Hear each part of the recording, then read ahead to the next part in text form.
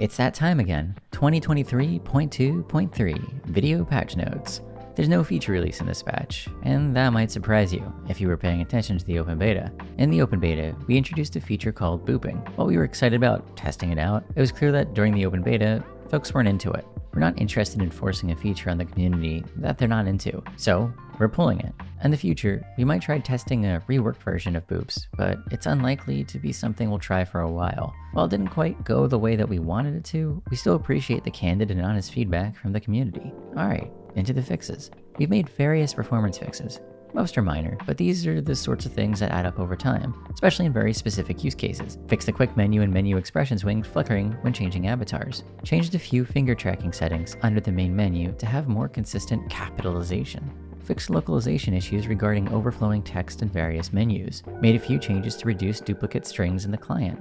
This should make things easier for our localization volunteers. Adjusted the language of some of the tooltips to be more consistent across the application. There were a lot of little fixes here. I'm not going to read all of them out. If you want to see them, go check the full notes. Added new launch options that allow users to manually control the process and thread priorities used by VRChat. Check out our launch options documentation if you want to know more. As an alert, these options are for advanced users only.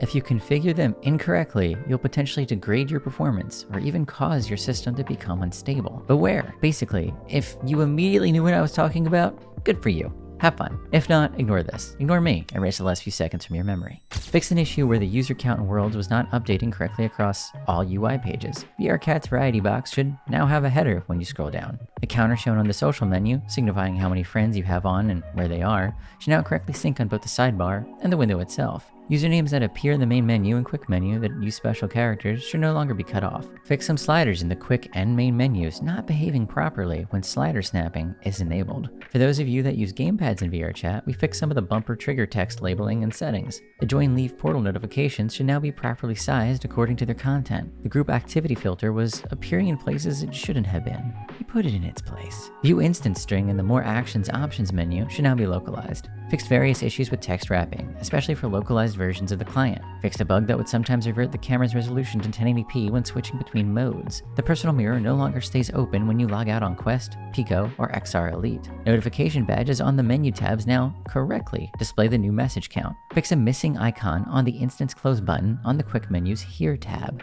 And that's it. As always, go check out the full patch notes in the description. Even though I read more of what was listed this time around, that doesn't mean I've touched on everything.